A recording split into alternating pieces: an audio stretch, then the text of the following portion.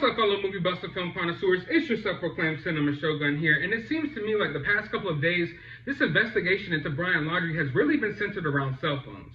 Now, when this case first came out, one of the main questions on everyone's mind is, did Brian or his family purchase some sort of burner phone? And the speculation really got to swirling online once it came out that supposedly Brian and his mom went to an AT&T store to purchase him a new cell phone after he returned back from his trip without Gabby. Now, at first, of course, all these rumors and speculation was denied, and then the lawyer refused to make any comment about the burner phone situation.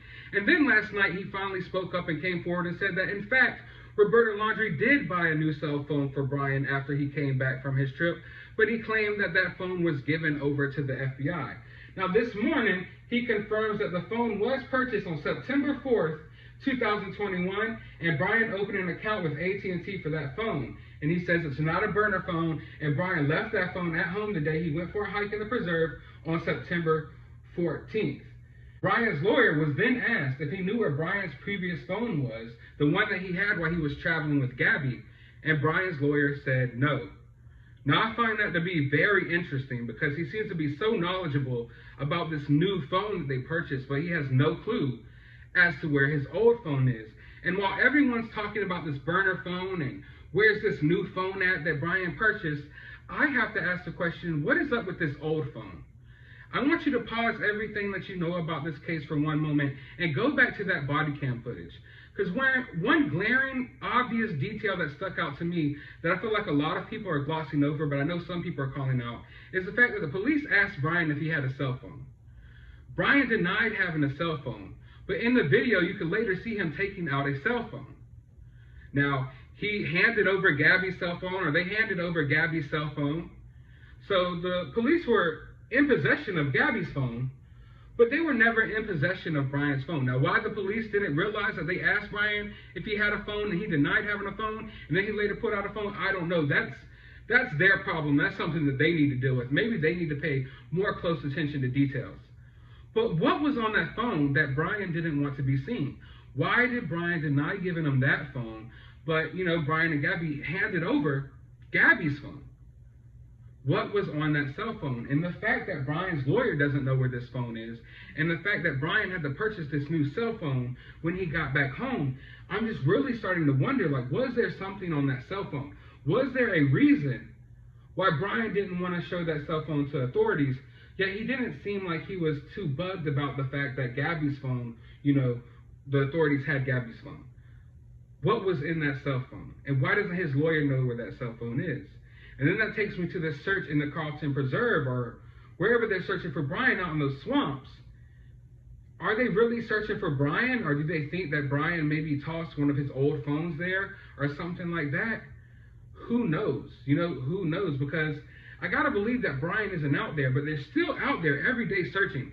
And they're doing more targeted searches, so they say. And I'm getting the feeling, and I've gotten this feeling for the past few days now, that they're not necessarily looking for a person. They're looking for something that could have been discarded or thrown away in that area. So the question is, and the mystery here is, where is Brian's old cell phone?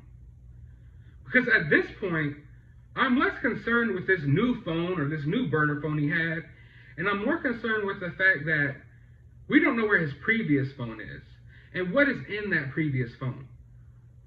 And you have to think about this fact. He was scared to show the police his phone, or didn't want the police to know he had a phone. And that was why Gabby was confirmed still alive, okay? So, of course, Brian doesn't want, the police to know what was in his cell phone after what happened to Gabby, or after his trip back home in Gabby's van without Gabby. So, yeah, of course, he probably discarded the phone then. But at this traffic stop, on this body cam footage, why was Brian already scared about his cell phone? Why was he already trying to conceal his cell phone and hide his cell phone? Gabby was still alive. So whatever happened to Gabby hadn't transpired yet. So is there something else that Brian has to hide? That's the big mystery here. That's the big question. And I'm not here to say, oh, there's some damning evidence and that Brian is linked to everything else. But there are a lot of crazy things that seem to be happening in this area where this happened to Gabby. And I know, it's been officially confirmed for the most part that most of these situations have or supposedly have nothing to do with Gabby and Brian. But damn, it's just getting odd. It's getting really odd. And why did he not want to give up that cell phone? All the way back then when they first got pulled over before anything happened to Gabby. But quite possibly the most strikingly odd detail out of all of this is that when asked for his phone number, Brian didn't know his own phone number.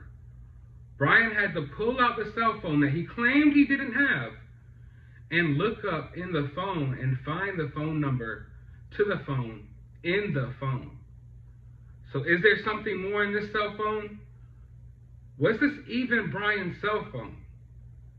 So that's the question I want you guys to think about. And I want to know your theories, your opinions, and all of that down in the comments below. While you're down there, if you haven't subscribed already, hit that subscribe button, ring that notification bell, and as always, try to find some time out of your day to go watch a movie.